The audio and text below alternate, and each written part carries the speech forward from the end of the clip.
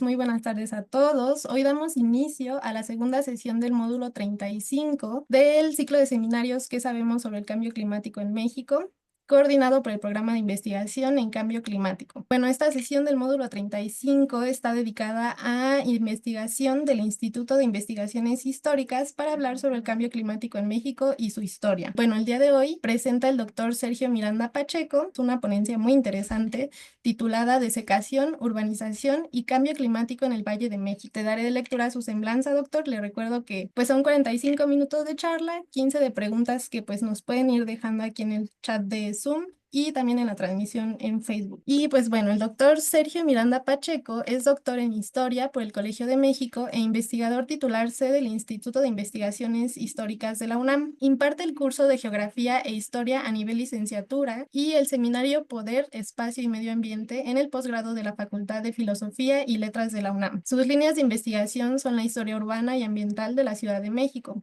Su más reciente publicación es El desierto lacustre, Historia hidropolítica de la desecación del Valle de México en prensa, y la caída de Tenochtitlan y la posconquista ambiental de la Cuenca y Valle de México, UNAM 2021. Así que sin más, bienvenido doctor y adelante por favor. Muchas gracias. Agradezco en primera instancia al programa de investigación en cambio climático de la UNAM, a su titular y a todo el equipo de respaldo que me ha apoyado y a través de el cual hemos podido organizar junto con otros colegas que ya escucharon a uno y escucharán en las siguientes dos conferencias esta propuesta de presentar al público y a los conocedores las recientes pesquisas y conclusiones que desde nuestro ámbito de la historia hemos alcanzado a través de la investigación sobre la naturaleza, las causas, las problemáticas y los efectos del cambio climático en México. Y bueno, hoy en particular va a ser para el Valle de México y su historia hidropolítica. Voy a mantener una imagen compartida y la iré cambiando conforme también voy dando lectura a mi presentación. Bueno, quise preguntar a la inteligencia artificial qué visión histórica nos ofrece la ciencia del clima sobre la naturaleza y causas del cambio climático. Y esto es, en términos generales, lo que me respondió. Es decir, la ciencia del clima, apoyada en registros paleoclimáticos, observaciones instrumentales y modelos computacionales, ofrece una visión histórica profundamente crítica sobre el cambio climático reciente, cuyas conclusiones principales son la siguiente. Primero, el cambio climático actual no tiene precedentes en velocidad y causa. El ritmo actual en el aumento de emisiones de dióxido de carbono es de 10 veces más rápido que cualquier evento natural en 65 millones de años. Segundo, hay un rol inequívoco de la actividad humana en la producción de dióxido de carbono a través de la quema de petróleo, carbón y gas. 75% de las emisiones históricas se concentran en Estados Unidos, la Unión Europea y China. Tercero, han ocurrido y siguen ocurriendo eventos extremos sin paralelo en milenios: olas de calor, subidas del mar, acidificación oceánica. Cuarto, hay ruptura de los ciclos naturales, tales como el hecho de que los sumideros naturales, es decir, bosques y océanos, ya absorben solo 50% del dióxido de carbono emitido. Antes era del 60%. A su vez, el deshielo libera metano y son recurrentes los incendios forestales. Quinto, hay enormes contrastes entre cambios climáticos del pasado, producidos por vulcanismo masivo y variabilidad solar, con los ocurridos en los últimos 170 años, que registran un aumento de 1.1 grados centígrados que han conducido a una crisis global multisistémica. Sexto, advertencias científicas del pasado y el tiempo más presente han sido ignoradas. En 1856, por ejemplo, Eunice Hood demostró que el efecto invernadero del dióxido de carbono. En 1965, un informe al presidente Johnson de los Estados Unidos ya alertaba sobre el calentamiento por combustibles fósiles. Y en la década de los 2020, el Panel Internacional de Cambio Climático advirtió que de superar los 1.5 grados se desencadenarán puntos de no retorno. Es decir, en resumen, la ciencia del clima, mediante el uso de la historia, nos enseña que el cambio climático es antropogénico, es decir, no natural, exponencial, no lineal y sistémico, no aislado. Pero esta impresión sobre la perspectiva histórica que desde la ciencia del clima obtenemos nos deja con varias dudas. Si bien la perspectiva histórica en que se ha apoyado la ciencia del clima para alcanzar sus conclusiones ha servido para diferenciar causas humanas y naturales, predecir escenarios con mayor precisión, diseñar estrategias basadas en evidencia y poner en práctica algunas acciones contra el cambio climático. No obstante eso, cabe observar que lo que se considera historia climática en la ciencia del clima es, a mi parecer, un registro estadístico, un uso práctico y escenográfico de los datos del pasado para documentar escenarios pasados y actuales e inducir a través de los mismos al público al convencimiento de que estamos por cruzar el umbral de nuestra supervivencia, de que todos, ricos y pobres, somos responsables de la crisis climática por nuestras demandas cada vez más amplias de consumo en un mundo finito y de que es preciso actuar ya para combatir sus causas. Sin embargo, la narrativa declaracionista de la ciencia del clima, por más cierta que sea, no ha movido a la acción global de la humanidad. Por el contrario, ha despertado críticas y rechazo de las clases privilegiadas que se han beneficiado de la expansión de la economía fósil y consumista por el planeta entero. En ese contexto, los gobiernos ultraconservadores del mundo, como el del presidente Trump y de otros, son un ejemplo lamentable por su discurso antiambientalista y su negacionismo climático. Así, a la tragedia que significa ya la realidad de que nuestra nave planetaria está colapsando, se añade la incredulidad, cuando no el inmovilismo, frente a las verdades de la ciencia del clima. Cuando en 2022, el año de su lamentable muerte, a propósito del inmovilismo mundial frente al cambio climático en el que vivimos, le preguntaron al profesor Bruno Latour, el filósofo francés más famoso e incomprendido de su generación, ¿qué le diría a su nieto Lilo, entonces de 1 año de edad, en un futuro cuando él cumpliera 40 años? Latour respondió: debido a la increíble lentitud con la que reaccionamos a la transformación de nuestras condiciones de vidas pasadas, en parte por culpa de las generaciones anteriores y sobre todo de la mía, resulta evidente que la producción de la habitabilidad no va a recuperarse en poco tiempo. Su generación va a sufrir el resultado de las decisiones tomadas en un contexto de inacción que caracterizó a los años anteriores. La consecuencia será que las catástrofes anunciadas por las ciencias naturales caerán sobre el hilo. Por lo tanto, el primer consejo que querría darle es: intenta encontrar todas las herramientas terapéuticas posibles para hacer frente a la ecoansiedad durante 20 años. Quedará en nuestras manos brindar a nuestros hijos y nietos los medios terapéuticos para evitar caer en la desesperación. Pero también, según Latour, y en una perspectiva más optimista, podemos pensar que en los próximos 20 años habremos retomado el proceso de civilización que ha quedado suspendido en el periodo en el que estamos. Y en ese contexto, junto con Lilo, dentro de 40 años, podremos mirar nuestra época negacionista, este paréntesis moderno, como una época extraña de negación, incomprensión e ignorancia de la situación ecológica en que estamos sumidos. En este contexto de ideas, es tiempo de repensar el modo en que la ciencia del clima, la historia ambiental, la ecología política, la ecología humana, la economía ecológica, la geografía humana y otras disciplinas pueden unirse para producir un conocimiento verdaderamente transdisciplinar y multidisciplinar que se aplique a la solución de problemas reales. En este sentido, cabe traer aquí lo que el profesor Andreas Malm del Departamento de Ecología Humana de la Universidad de Lund en Suecia ha señalado, en el sentido de que estamos atiborrados de datos sobre los desastrosos efectos del cambio climático, pero el conocimiento sobre las fuerzas que lo impulsan es comparativamente pobre. De lo que se trata es de rastrear sus orígenes humanos, introducirnos en la oculta sede de la producción, ahí donde los combustibles fósiles se producen y se consumen realmente. Solo así podremos mantener al menos una hipotética posibilidad de modificar su curso. Pero considerar los orígenes humanos del cambio climático tampoco debe llevarnos al inmovilismo y a las abstracciones del discurso antropocénico. Con la perspectiva histórica con que Malm ha interpretado el auge del vapor y las raíces del calentamiento global, es posible empezar a dejar de lado los lugares comunes en el discurso sobre el cambio climático del antropoceno y su reparto indiscriminado de culpas que ha colocado a un actor abstracto, la humanidad, como el conductor de la locomotora que nos lleva lleva al precipicio y no hay nadie a quien responsabilizar, a quien deponer para cambiar las cosas. En este escenario, una revuelta contra la normalidad capitalista se vuelve inconcebible. Pero desde una perspectiva crítica a las bases históricas y económicas del cambio climático, como propone Malm, podemos reconocer que la transición de la energía hidráulica a los combustibles fósiles bajo el impulso de la Revolución Industrial Británica no fue un proceso natural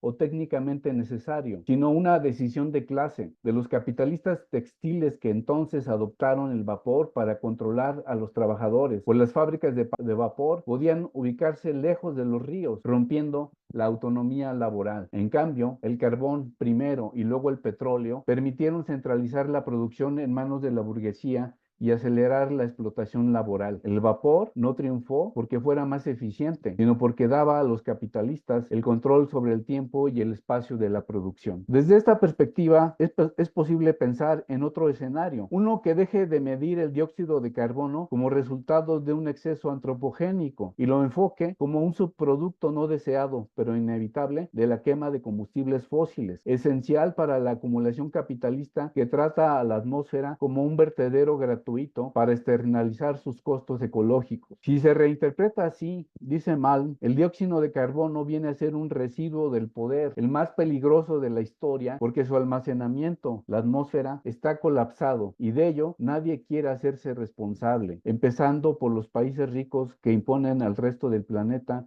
los costes de su injusticia ambiental. Pensar así la historia del cambio climático requiere una concepción de la historia muy distinta de la establecida en el discurso del cambio climático, pues cada efecto del mismo despliega una porción de ese pasado hasta ahora replegado, ignorado, ocultado por el discurso científico, por el inmovilismo, el negacionismo climático y la visión antropocénica. Los análisis y conclusiones de la ciencia del cambio climático recogidos en informes de la Semarnat, el Banco Mundial y la CEPAL apuntan que, comparado con el resto del mundo, México es altamente vulnerable al cambio climático con impactos distintivos y en algunos casos más severos que el promedio global debido a su ubicación geográfica, su desigualdad socioeconómica secular y su dependencia de sectores climáticamente frágiles. Dentro del conjunto de factores que agravan los impactos en México del cambio climático se encuentra la urbanización caótica, que ha llevado a que 60% de sus ciudades no cuenten con planificación ante riesgos climáticos. Y dentro de ese escenario, la urbanización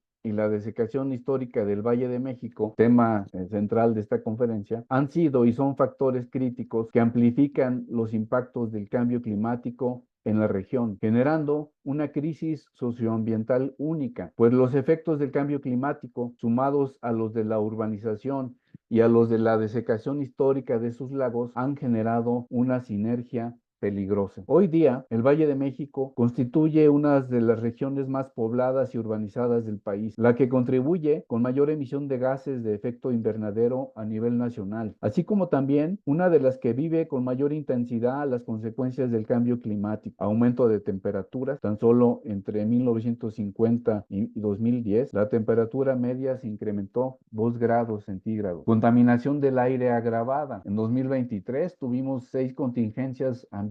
cambios en los patrones de lluvia, inundaciones y escurrimientos, escasez de agua, pérdida de biodiversidad y graves impactos en las infraestructuras, en la salud y en la calidad de vida. Así, la urbanización caótica y la desecación han convertido al Valle de México en un laboratorio de vulnerabilidad climática, agravado por el lastre histórico de malas decisiones. Pero esta imagen de nuestro desastroso presente ambiental que nos ofrece la interpretación común y científica no nos dice nada sobre sus causas más allá de que es resultado del caos y de errores cometidos en el pasado. Una interpretación que exonera de responsabilidades y que ignora a la historia o que usa a esta no como un método de comprensión y explicación de lo que une al pasado con el presente presente y con el futuro, sino como un administrador de datos. Es verdad también que la ciencia del clima se ha topado con una historiografía ensimismada en sus veleidades intelectuales y en su obsesión por un relato del pasado por el pasado mismo. Son escasas las historias que permitan una comprensión y una explicación de las causas y tendencias de nuestro problemático presente, tal como afirma Malm. Una perspectiva histórica combinada de las perspectivas de la ecología política, la historia urbana y la historia ambiental nos cuenta otra historia de la realidad ambiental del Valle de México y su problemática derivada de la urbanización y de la desecación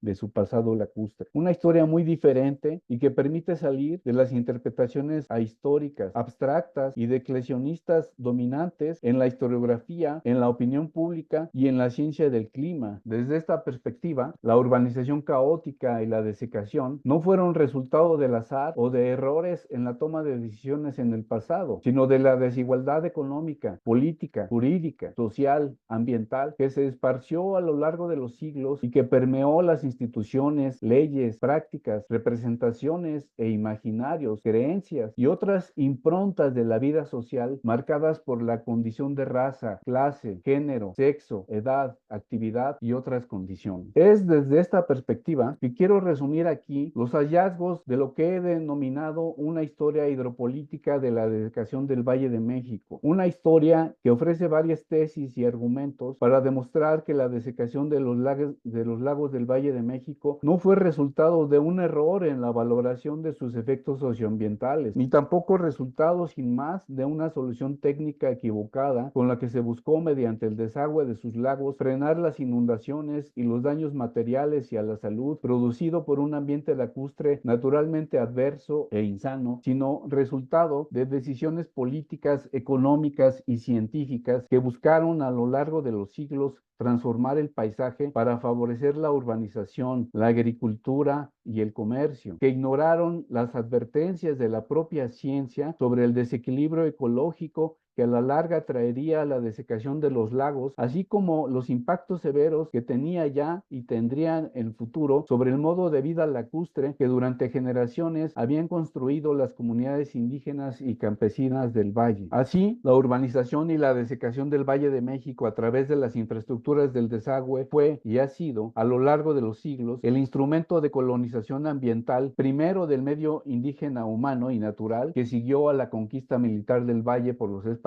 y luego prolongado y perpetuado por los regímenes liberales y conservadores del México decimonónico, tanto como por los gobiernos revolucionarios, dando por resultado la producción de un medio urbano turbio y desequilibrado social y ambientalmente que a lo largo de la historia ha persistido en la reproducción de sus desigualdades e injusticias socioambientales que afectan no solo a sus poblaciones metropolitanas, sino también a regiones apartadas del valle, de las que extrae agua, otras riquezas y fuerza de trabajo y hacia las que expulsa sus desechos residuales. Es corto el tiempo que dispongo para dar detalles de esta historia, por lo que aquí ofrezco solo perspectivas generales de la misma. En tiempos prehispánicos, a través de generaciones, las comunidades indígenas ribereñas construyeron un complejo sistema hidráulico que con la hegemonía mexica se vino a ampliar. La construcción de la Laguna de México, por ejemplo, diques, canales, acueductos, derivaciones de ríos, vasos reguladores, ciénegas, chinampas, ojos de agua, embarcaderos, puentes y otras infraestructuras hídricas. Un complejo sistema que interactuaba con los 5 grandes lagos del Valle de México y con las lagunas menores, mediante el cual usaron a su favor el medio y ambiente lacustre con diversos fines: contención de inundaciones, defensa militar, movilidad, comercio, abasto de agua, pesca, cacería, agricultura, expansión del suelo habitacional y rituales y prácticas fundadas en una cosmovisión lacustre. Tras la fundación de la Ciudad de México, el colonialismo hídrico español buscó en un primer momento reconstruir el sistema hidráulico destruido por la guerra para contener y regular las aguas, valiéndose de los saberes, prácticas y trabajo lacustre indígenas, pero habiéndose consolidado su hegemonía y expandido sus propiedades propiedades y riquezas, tanto en la Ciudad de México como en el Valle, y siendo afectadas por las inundaciones, muy pronto las autoridades reinales y propietarios impulsaron la desecación indirecta de los lagos del Valle a través del conocido entonces como desagüe real, apelando a las amenazas e inseguridad que representaban para la vida y propiedades las inundaciones de cada año, aunque paulatinamente se justificó también la desecación para combatir la insalubridad y las enfermedades que traían consigo las aguas. Ese temor, esa realidad ambiental que atemorizaba a los habitantes de la Ciudad de México y a los del Valle, ignoraba las causas de eso, es decir, la expansión que sobre las riberas de los lagos y sobre tierras del interior de la cuenca, así como la deforestación indiscriminada de las serranías para construir y levantar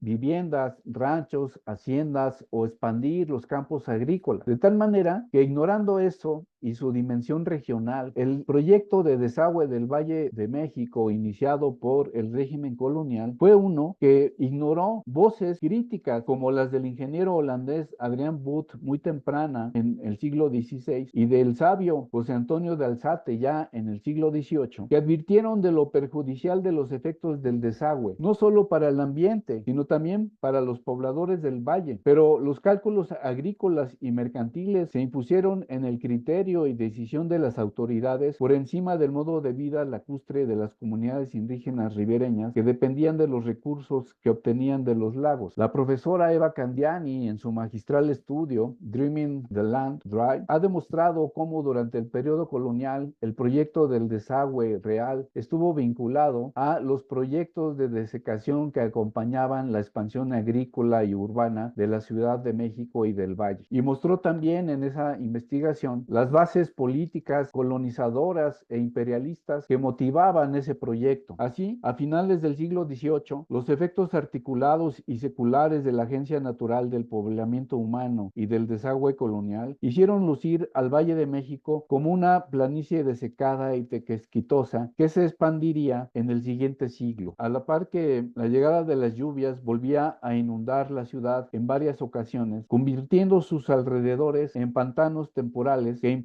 impedían la expansión de la misma ciudad y propiciaban enfermedades entre la población. Para enfrentar esta problemática, el nuevo Estado mexicano, surgido de la Guerra de Independencia, retomó el proyecto colonial del desagüe, pero esta vez a través de un proyecto que expulsaría directamente las aguas de los lagos fuera del valle, liberando tierras y suelos, para los que también se concibieron y pusieron en marcha proyectos agrícolas y de urbanización de mexicanos y extranjeros que hicieron salir de su antigua traza colonial a la Ciudad de México. Como en el pasado, en el siglo XIX, también hubo quienes advirtieron de la necesidad de mantener los lagos para evitar daños en el futuro a la salud del valle y de sus pobladores, tanto como también a la seguridad material de la ciudad. Pero nuevamente también se impusieron los intereses políticos y económicos respaldados por argumentos científicos. Fue el Porfiriato el que llevó a cabo la conclusión del proyecto de desagüe directo del valle, a consecuencia del cual, al comenzar el siglo XX, el mayor de los lagos lucía ya como un desierto lacustre, como lo calificó entonces el ingeniero Miguel Ángel de Quevedo. El presidente Porfirio Díaz legitimó el desagüe y desecación de los lagos a través de la influencia que sus cabilderos, el médico Eduardo Liceaga, su médico personal y presidente del Segundo Congreso Mexicano de 1878, y el ingeniero Francisco de Garay, director de las obras del desagüe directo del Valle de México, que se conducían bajo el proyecto que él ideó y presentó en 1856. Mediante ellos, la comunidad médica y científica reunida en el Segundo Congreso Médico Mexicano tuvieron en la opinión y recomendación reunida en dicho congreso la de quienes habían venido continuando las obras del desagüe con los mismos fines, mercantiles, agrícolas y urbanos. Así,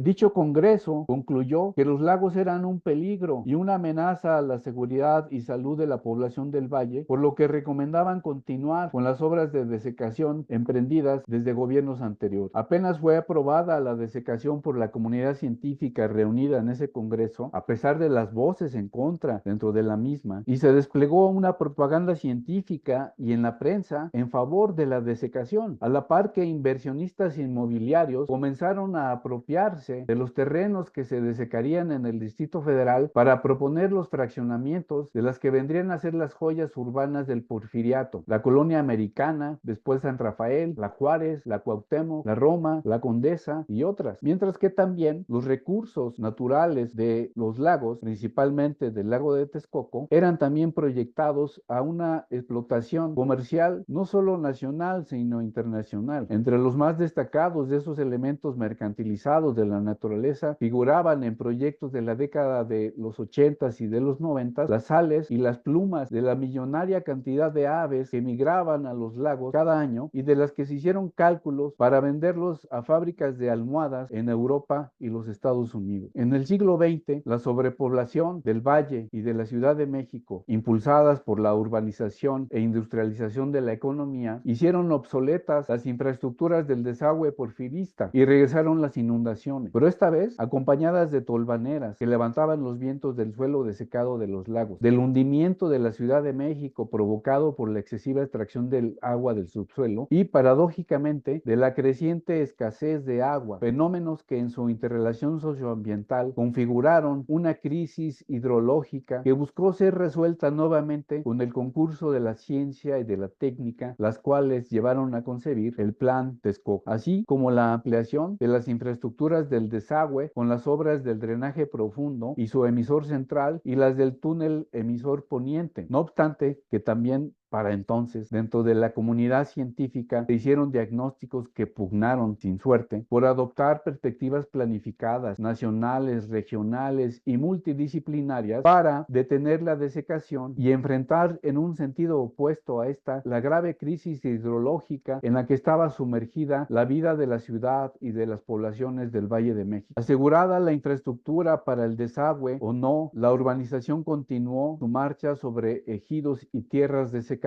en las orillas de los lagos. Y fue así como surgió el cinturón de asentamientos irregulares y populares en el valle, mientras que la Ciudad de México también continuaba con su vocación segregacionista, levantando y consolidando desarrollos inmobiliarios para las clases medias y élites en la zona central. El regente Uruchurtu combatió los asentamientos irregulares en la zona central de la ciudad, pero estos se instalaron en la periferia de la misma, en el Estado de México, ahí donde entonces, como hoy, resultaba más fácil violar la ley que los prohibía. Así, en la Ciudad de México y en la segunda mitad del siglo XX, esta se convirtió en la megalópolis que es hoy. Ya en el siglo XXI, se ampliaron también las infraestructuras del desagüe con otros megaproyectos como el túnel emisor Oriente y la reconstrucción del túnel emisor Poniente, así como el Plan Hídrico del Valle de México de 2023 para prevenir inundaciones. Sin embargo, las causas por las que se legitimó el desagüe y la desecación del valle continúan imperando en su ambiente y en su población. Las inundaciones, el hundimiento, las enfermedades respiratorias y gastrointestinales continúan. La escasez de agua y otras anomalías de la vida metropolitana no han cesado. Al contrario, se agudizan cada vez más. En este escenario, lo que se requiere son soluciones que proyecten a largo plazo la salida del caos urbano ambiental en el que vivimos, recuperar la dimensión regional y nacional de la planificación, implicar a las comunidades urbanas y agrícolas del valle, proponer soluciones fiscales, reinventar instrumentos de gobernanza metropolitana y otras, pero todo sobre la base de que las ciencias y el gobierno cambien sus lógicas y sus fines y coloquen en el centro la vida y la responsabilidad compartida de nuestro presente y de nuestro futuro. Muchas gracias. Doctor, muchísimas gracias. Tenemos una pregunta aquí en el chat de Jorge Luis Granados Alcaraz. Él quisiera su opinión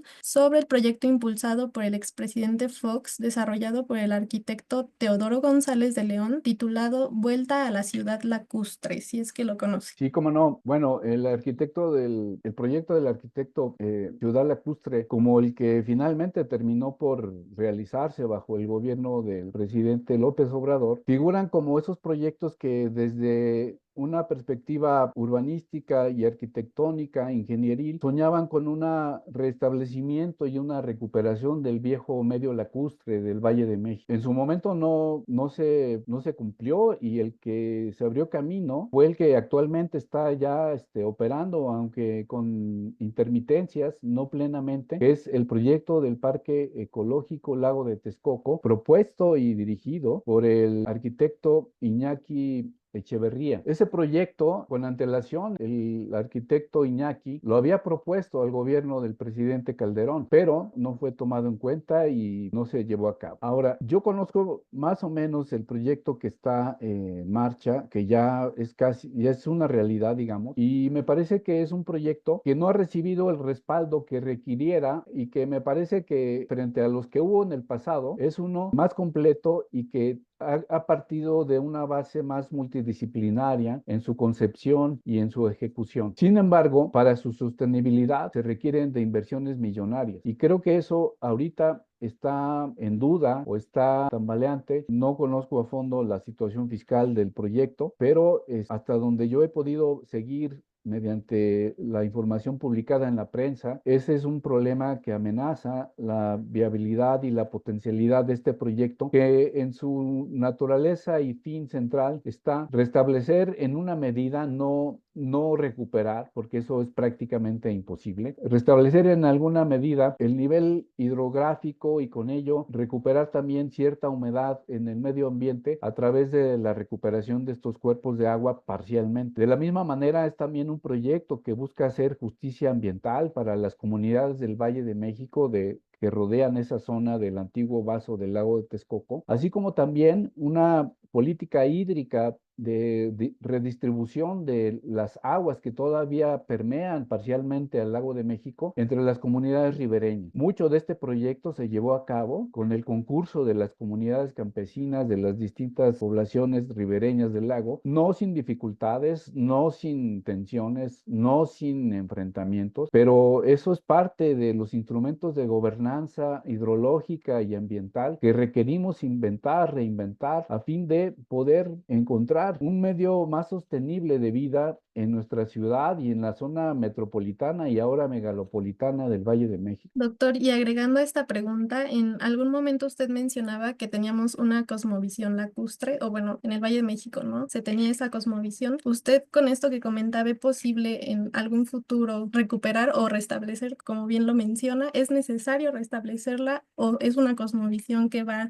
a integrar otras realidades? Bueno, hay que decir que esa cosmovisión no ha desaparecido. La poseen, la mantienen viva comunidades indígenas y campesinas de las riberas del lago de Texcoco. Ellos han mantenido viva esa memoria a través de movimientos de resistencia, a través de la historia, en defensa de sus tierras y del medio lacustre que desde tiempos prehispánicos se había asentado en estas regiones del valle. También es verdad que las prácticas que alimentaron esa cosmovisión están deprimidas, cuando no algunas desaparecidas. Es difícil restablecer esa cosmovisión sin la disponibilidad de ese medio lacustre que la motivó, que la originó y que la produjo en las cosmovisiones de las comunidades campesinas e indígenas de esa región. Sin embargo, parcialmente se mantienen y siguen dando prueba de resistencia y de permanencia en un medio urbano metropolitano que les acosa permanentemente. Hay estudios muy buenos de colegas antropólogos, de colegas ambientalistas que se han acercado a estudiar y a documentar esas experiencias y esas cosmovisiones, y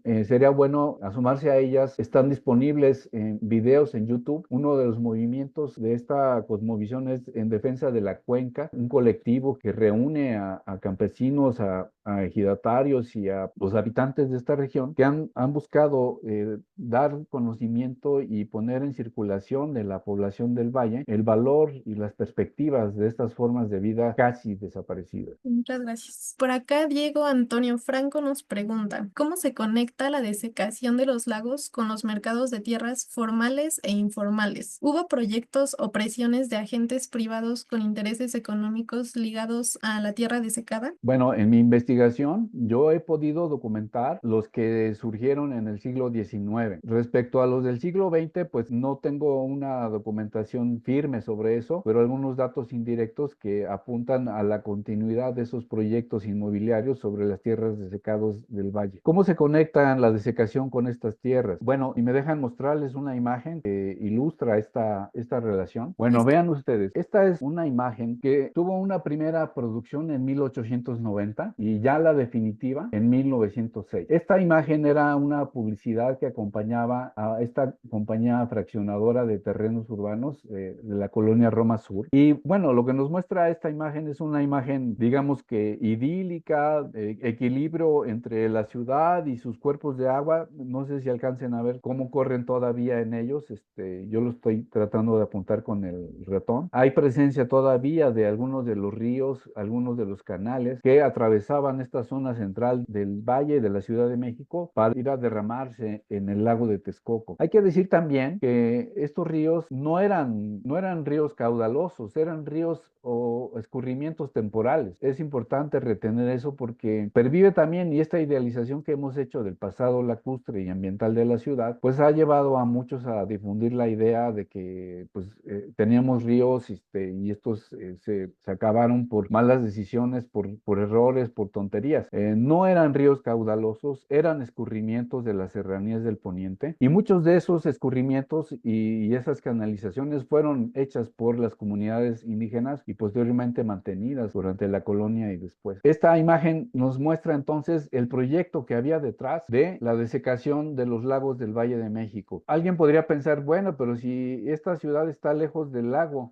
¿por qué está en relación directa con la desecación, la urbanización de la ciudad? Bueno, pues esta zona de la ciudad no se podía urbanizar porque las aguas de lluvia y el desbordamiento de los canales y de los cuerpos de agua que las contenían mantenían pantanosas las tierras en la zona central de la Ciudad de México. Es decir, si observamos los mapas del siglo XIX, es hasta la década de los 80 que empezamos a ver mapas que proyectan la expansión de la ciudad más allá de lo que es considerado la antigua traza colonial. Y esto fue posible porque la desecación colonial indirecta y luego la directa bajo el porfiriato impidieron pues el desborde de ríos, el desborde de lagos y la posibilidad de desecar, de drenar esas tierras que por esos desbordamientos se mantenían pantanosas, además de que también habían sido tierras propiedad de haciendas y de ranchos de una enorme dimensión y que habían impedido también por lo mismo la expansión de la ciudad. Las leyes de reforma y sus reglamentarias posteriores de 1856, 1861 privatizaron y vieron la ventaja de fraccionar esas tierras agrícolas proyectando ya el desagüe para fundar en ellas nuevas colonias. Por ejemplo, la hacienda de la Condesa pudo contener dentro de su antiguo fraccionamiento las colonias Condesa, la colonia Roma, la colonia Juárez, la colonia Cuauhtémoc, la colonia San Rafael. Esa era una sola propiedad y todo eso comenzó a fraccionarse después de la segunda mitad del siglo XIX, cuando ya estaba avanzada la desecación indirecta y se completaría con el desagüe de la Ciudad de México conectado a la del Valle en 1903. Quienes aparecen como los propietarios o los empresarios fundadores de esos fraccionamientos, miembros de la oligarquía porfiriana, inversionistas extranjeros, señaladamente norteamericanos, y posteriormente, pues ya en el siglo XX, pues sobrevienen otros. En el siglo XX, por ejemplo, el regente Ernesto Peralta Uruchurtu había intentado contener el crecimiento en la zona central de la Ciudad de México porque ya tenía noticia del hundimiento del suelo de la ciudad, del rompimiento de las cañerías que esto conllevaba y de la necesidad de detener la extracción de agua del subsuelo a través de los pozos. Es conocido el periodo de regencia de este señor, el regente Uruchurtu, por la dureza con que combatió los asentamientos irregulares en la zona central. Pero junto con eso, también permitió la conclusión y consolidación de fraccionamientos para las clases medias en la zona central de la Ciudad de México, movido por las influencias políticas de los propietarios de esas colonias y esos fraccionamientos, que eran la clase clase política, la clase empresarial de entonces. Ahí nos falta investigación para dar nombres y señas de todo esto, pero es un proceso de urbanización prolongado desde tiempos coloniales y que se incrustó en las instituciones y en las prácticas y en la cultura política de ciudadanos y de autoridades y de científicos. Doctor, muy interesante pues todo este panorama de transformaciones históricas que nos comparte. Está muy bueno también ver aquí las imágenes y por acá pues nos preguntan algo pues relacionado también con el último tema que abordó sobre el lago de Texcoco y el Parque Ecológico de Texcoco. En particular, Blanca Adriana Razo Rodríguez pregunta, ¿fue acertado el cambio de uso de suelo de la superficie del lago de Texcoco de Aeropuerto Internacional a un área natural protegida o si era procedente el aeropuerto? Bueno, desde la información que, como ven ustedes, he obtenido yo y que nos coloca en una perspectiva de larga duración, yo considero que ese proyecto fue acertado. Primero porque contuvo la urbanización de una zona de ese lago ya desecado y que no habría significado otra cosa más que una contribución a la huella de carbono y a las islas de calor urbana que ya menguan la salud y el ambiente en la población. En segundo lugar, me parece también acertado porque es un proyecto que no solo busca recuperar la hidrografía, aunque parcial, del Valle de México, sino también porque fue resultado de un consenso y de un trabajo político con las comunidades que habían sido amenazadas y fueron afectadas por la cantidad de expropiaciones que desde el gobierno de Vicente Fox se hicieron en esa zona, justo teniendo en mente proyectos urbanos que no iban a beneficiar a la población, sino iban a enriquecer a los de siempre. Y si bien iban a generar fuentes de empleo y de trabajo para esa zona, no el costo socioambiental de eso no lo vale o sigue sin valer. Yo creo que necesitamos apoyar proyectos de esa naturaleza y ver de qué otra manera, cuáles otros podemos emprender. En ese sentido, es un proyecto también muy interesante por la convergencia disciplinar de varias ciencias. O sea, no es solo un proyecto de diseño arquitectónico o urbano, sino que es un proyecto que conlleva la colaboración de expertos en biología, en urbanismo, en agricultura y en otras especialidades que se dan y se dieron cabida en ese proyecto. Entonces, a mí me parece que no le hemos dado la importancia que reviste ese proyecto, porque lo hemos leído desde la lectura política que se ha hecho del mismo, desde la oposición a un proyecto de esa naturaleza. Y bueno, quizás el valor más que tiene es que ese proyecto es resultado de la participación ciudadana en la votación que se hizo para decidir qué hacer con ese proyecto una vez que fue cancelado. Como he tratado de transmitir en mi presentación, las desigualdades socioambientales que tenemos hoy día no son de ayer, han sido una reiterada realidad a través de distintas vías y que, dada su naturaleza compleja y artificiosa en la manera en que se transmite, pues la mayoría de los habitantes no alcanzamos a comprender. Doctor, agregaré unas dos últimas preguntas que nos hacen aquí para dar cierre a la sesión del día de hoy. Las voy a juntar para que alcancemos a responderlas. Una es de Ali. Ella pregunta, ¿qué opina de la declaratoria de zona de restauración ecológica de la presa Endo y de los programas de restauración en general de los ríos en nuestro país? Y por otro lado, Roberto pregunta puntualmente, por lo que sabemos del estado actual del lago de Texcoco y su interconexión con el lago de Jico,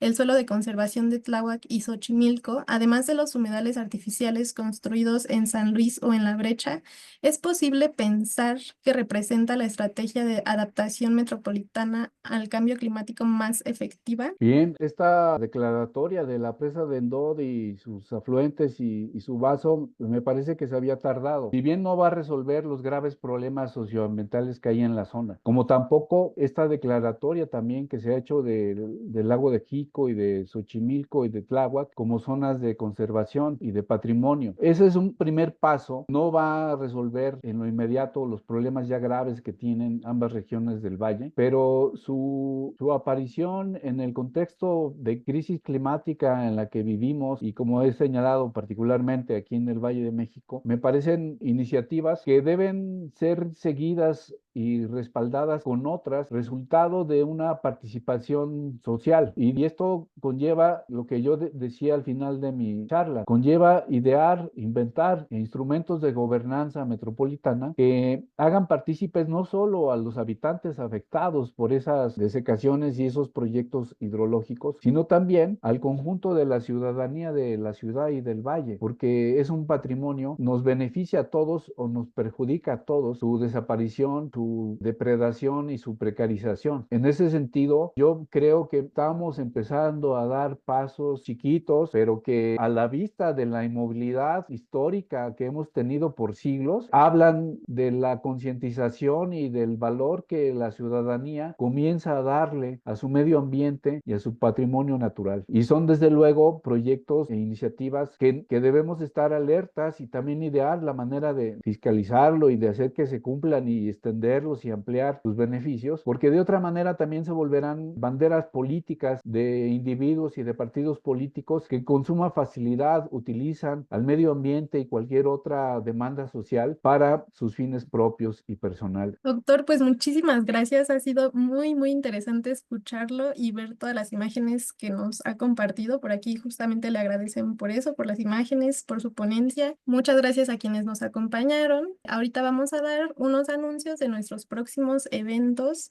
No sé si quiera agregar algo más, doctor, para cerrar. Pues nada, darles las gracias, es decirles que si están interesados en esto que de manera muy general yo presenté aquí y desean ver la exposición, pues digamos, de los temas, del análisis, de los hechos, de las fuentes, de las realidades de esta historia que yo he presentado aquí, estén pendientes del libro mío que está en proceso de edición y que será publicado por el Instituto de Investigaciones Históricas de la UNAM y que lleva por título, ya lo mencionaste al principio, Alejandra, El desierto lacustre, historia hidropolítica de la desecación del Valle de México. Hay otros trabajos míos publicados sobre estos temas que también pueden buscar en la red, en la página de academia.edu bajo mi nombre. Y pues es todo agradecerles y agradecer al programa de cambio climático de la UNAM la oportunidad para presentar aquí mis investigaciones. Muchísimas gracias, doctor. Pasando a los comerciales, tenemos nuestro primer evento que es, sí, el día de mañana es la inauguración de esta exhibición en el Museo Universitario de Ciencias y Arte, donde participa el programa de investigación en cambio climático. Les cuento brevemente que esta exhibición llamada Pulsar reúne a un grupo de artistas que entretejen arte, ciencia y ecología para proponer una serie de paisajes alternativos que acentúan que somos seres individuales, pero críticamente conectados, en donde artistas de distintas partes del mundo exploran las consecuencias globales y emocionales del cambio climático a través de métodos especulativos, exploraciones de archivos e historias personales y familiares, y particularmente todo esto a través del sonido. Entonces, los esperamos el día de mañana. La exhibición va a estar hasta el 6 de septiembre. Y bueno, un siguiente evento que tenemos es pues la continuación de este módulo 35. El día jueves 22 de mayo nos va a acompañar la doctora Andra B. Chastain de la Universidad Estatal de Washington con la ponencia Respirar en la ciudad: experiencias corporales y representaciones de la contaminación atmosférica en la Ciudad de México, 1950 a 1992. También tendremos el espacio académico interactivo. Nos va a acompañar el maestro Óscar Javier Ruiz Maraver del Colegio de la Frontera Sur, que es doctorante en el posgrado en Ciencias en Ecología y Desarrollo Sustentable. Él nos va a presentar sus avances de tesis sobre los factores que determinan la vulnerabilidad social en una comunidad costera del Golfo de México a amenazas del cambio climático. Y ya por último, pues los invitamos, por favor, a participar en la primera edición de este premio, que es el Premio a la Poesía Letras por el Cambio Climático. Está dirigido a estudiantes de la UNAM menores de 35 años y pues la fecha límite para aplicar es el 31 de mayo, así que todavía hay tiempo. Pues les agradecemos mucho habernos acompañado el día de hoy y nos estaremos viendo ya sea mañana o el jueves. Muchísimas gracias. Bonita tarde a todos. Gracias a todas, a todos. Un abrazo y mucho éxito. Gracias, Doc. Nos vemos. Gracias.